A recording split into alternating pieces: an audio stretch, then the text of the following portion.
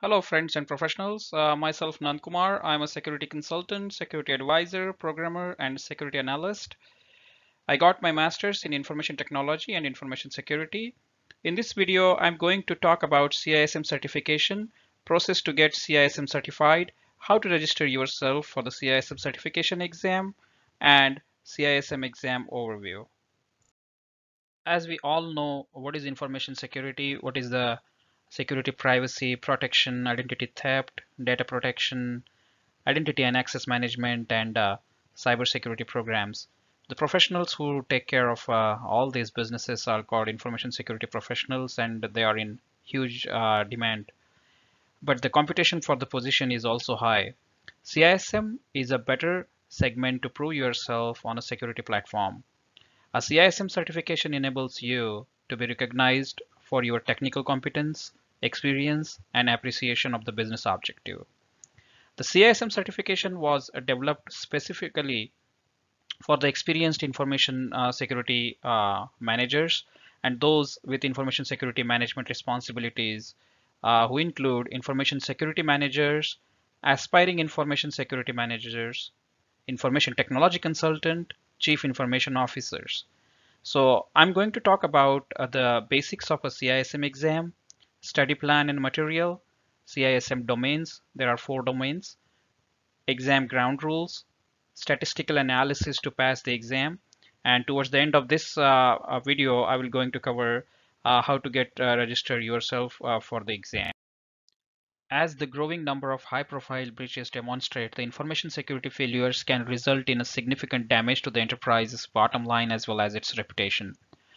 To ensure greater alignment between the organization's information security programs and their broader goal and objectives, more and more enterprise and government agencies expect and even requires their information security professionals to hold the Certified Information Security Manager certification.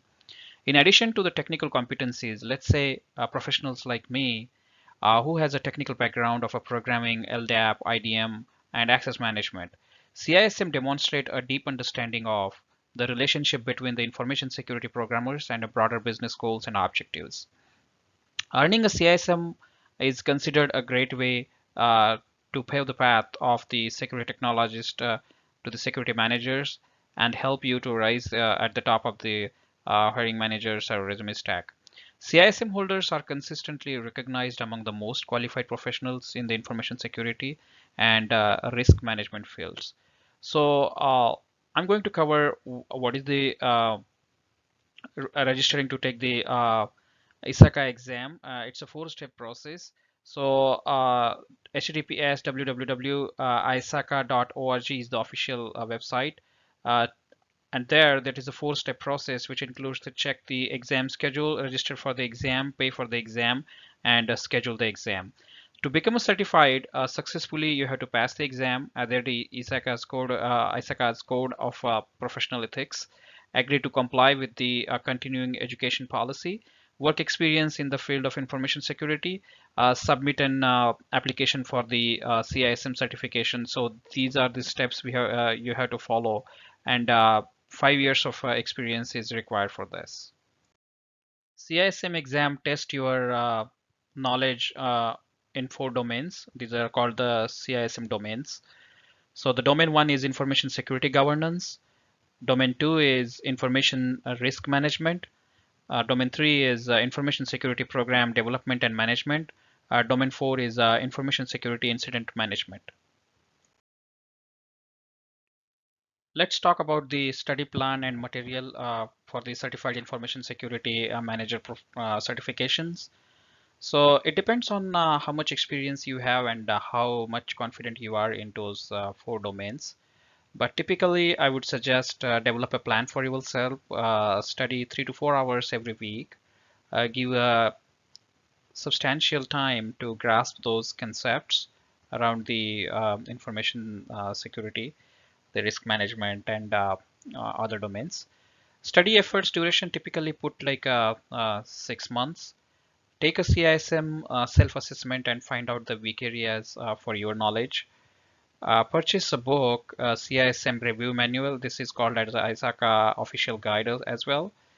Register yourself for the ISACA site to get the free ISACA resources. Become a member because members have some very good programs and discounted fees for the certification exam, so you get some discount.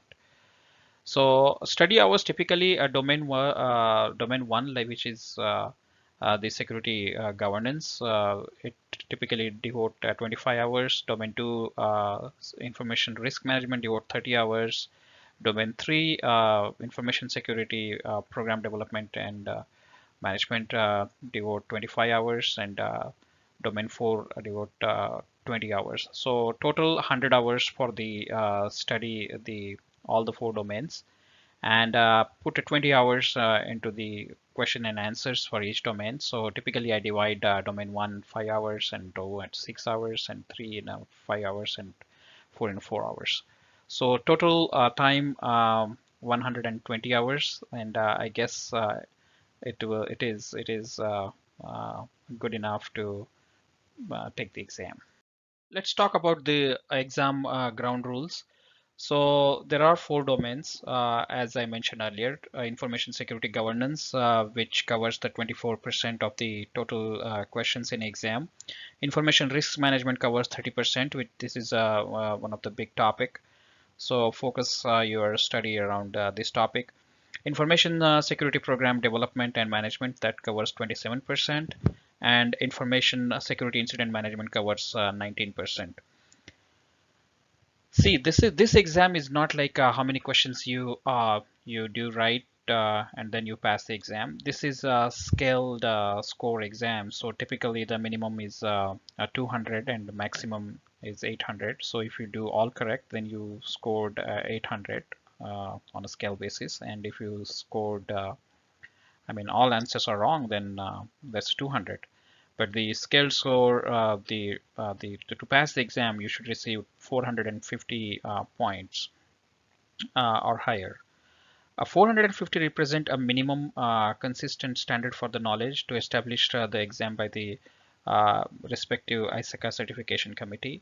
The passing score of 450 represent the minimum number of questions that must be answered correctly by the candidate in order to demonstrate the practical application of the job task and knowledge statements. So that's why they recommend the 5 years experience. But even if you have a 2 years of experience and demonstrate the your abilities, and you have to visit the ISACA website for the more information about the experience and uh, how you have to put your experience together. So typically the percentage and number of questions, if you think of, then domain 1 has 36 questions, domain 2 45 questions, domain 3 41 questions, domain 4 28 questions, and total 150 questions. In order to pass the exam, you have to answer all the questions because this is a scaled score. So if you finish, then your scale typically go, substantially down. So better to answer all the questions. Scale scores usually starts at 200. So if you, depending on your level of easy, hard, how you answer those questions. So let's say if you answer a hard question, very hard question, then your scores, the scale score would go up, and then you have a chance. So you can, typically do one or two wrongs, but not, wrong, wrong, wrong. Then that means it is coming down. So it is like a tree. If you are doing right, then you are into that 450 above category, and if you are doing more like so it is a scale score. If you take the typical the scale score exam like a GMAT, GRE, or SAT and all those exams, so this is typically like those exams. If you answer all wrong, then you score 200, and if you answer all the 150 correct, and which is in my opinion, it's very difficult task to achieve, and you will score 800. So as per my knowledge, if you answer around 72 correct out of 150, hard, medium level, and easy combination, with the 33.3% of a hard, 33.3% as a medium, and 33.3% as an easy, then there are chances that you will pass this exam. So 72 correct answers, and among the distribution, like all, divide into the three distributions. So typically, if you see the percentage of the total, then the domain 1 is 24%, and domain 2 is 30%, domain 3 is 27%, domain 4 is 19%. So a number of questions I already covered, and you have to make correct, like domain 1 you have to make 18 questions correct, domain 2 21 questions correct answer, domain 3 19 questions you have to answer correctly, and domain 4 14 questions. So total 72 questions approximately you have to answer correctly in a combination of a hard, easy, and medium, and then you are good to go for the exam. So now I'm going to demonstrate how to get yourself registered for the CISM exam. In this video, I will show get yourself registered for the exam, where to find the relevant information, find out the available date and time. Uh, Once again, thank you for watching this video. Please don't forget to subscribe if you like it. I will present more relevant videos and more sharing around this area.